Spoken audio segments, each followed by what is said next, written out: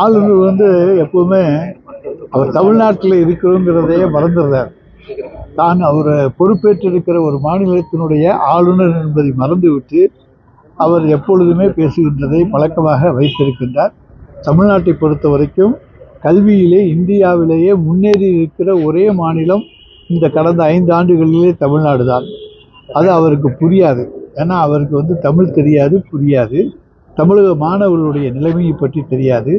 இன்றைக்கு தமிழ்நாட்டு மாணவர்கள் தான் அகில இந்திய அளவிலே உயர் படிப்பிலே இன்றைக்கு சாதித்துக் கொண்டிருப்பவர்கள் என்பதை ஆளுநர் அவர்கள் புரிந்து கொள்ள வேண்டும். அரைக்கு ஏன் பூட்டு போடுறீங்க? நீங்க உத்தமர்னு சொல்லிக்கிறீங்க, ஈடி ரைடு கொடுமே பண்ணட்டுமே, ஏன் ஐபிஎஸ் அரைக்கு பூட்டு போடுறீங்கன்னு சொல்லி எடப்பாடி பழனிசாமி கேட்டிருக்காரு. சார், அரைக்கு பூட்டு போட்டால் பூட்டு அந்த டயத்தில் சாவி அவங்க வெளியில் இந்த இடத்துக்கு ரைடு வரப்போகிறாங்கங்கிறது யாருக்கும் தெரியாது. அன்றைக்கு அந்த அறையினுடைய சாவி அவருடைய துணைவியாரிடத்துலையோ வேறு யாரிடத்துலையோ இருக்கோ, அதுக்கு பூட்டு போட்டிருப்பாங்க. அழைத்து துறக்க சொல்ல வேண்டியது தானே. அதை விட்டு ஒரு சீலை வச்சுட்டு துறக்க சொல்ல வேண்டியது தானே. அதை விட்டுட்டு ஏன் உடைக்கணும்? என்ன எங்கே இவங்க தான் பாதுகாப்புக்கு இருக்காங்கல்ல. அதாவது இது இப்பொழுது மிரட்டல் படலத்தை தொடர்ந்து இருக்கிறார்கள். ஆனால் இந்த மிரட்டலுக்கு ஐபிஎவர்களுடைய வீட்டிலே நடந்த ரைடை போல தொடர்ந்து எத்தனை ஈடி ரெய்டுகள் நடந்தாலும் அந்த மிரட்டலுக்கு திராவிட முன்னேற்ற கழகம் எந்த காலத்திலும் அஞ்சாது.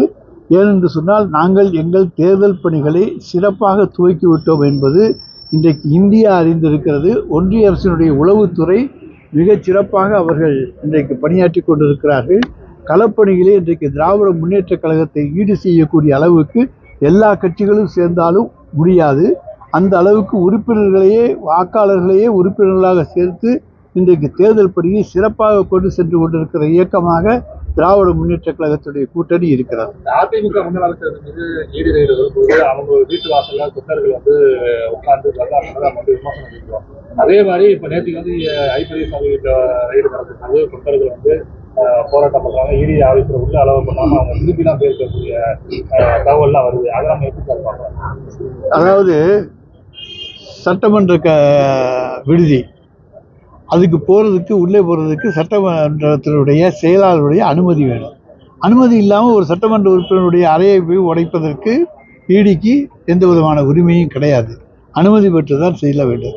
இப்படி அனுமதி பெறாமல் செல்லுகின்ற அவர்கள் அத்துமீறுகின்ற பொழுது அதை கண்டிக்கின்ற உரிமை திராவிட முன்னேற்ற கழக தொண்டனுக்கு உண்டு. திருமாவளவன் சேரக்கூடாத இடத்துல சேர்ந்துட்டாரு, திமுக செஞ்ச பாவங்களையும் அவர் சேர்த்து சுமக்கிறாருன்னு சொல்லி எடப்பாடி பழனிசாமி சொல்லியிருக்காரு. எடப்பாடி பழனிசாமியை பற்றி நாங்கள் கவலைப்படவே இல்லை.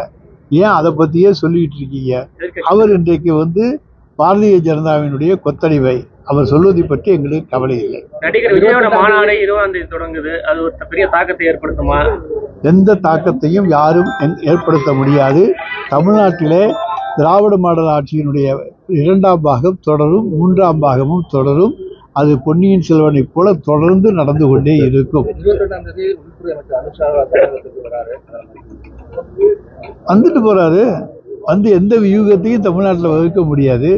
அவங்களால வாக்குச்சாவடி முகவர்கள் நியமிப்பதே தடுமாறுறாங்க. அவங்க என்னத்தை தேர்தல் களத்தில் சாதிக்க போகிறார்கள்? எனவே அவர் எத்தனை முறை வந்தாலும் எங்களுக்கு அச்சமில்லை. முதல்வரோட தொகுதியில போலி வாக்காளர்கள்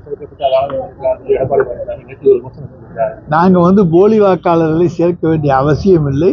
அசல் வாக்காளர்கள் அசலாக வாக்களித்தால் அதுவே போதும். எங்களுக்கு போலி வாக்குகள் தேவையில்லை. நன்றி. ராகுல் காந்தி நடைபயணம்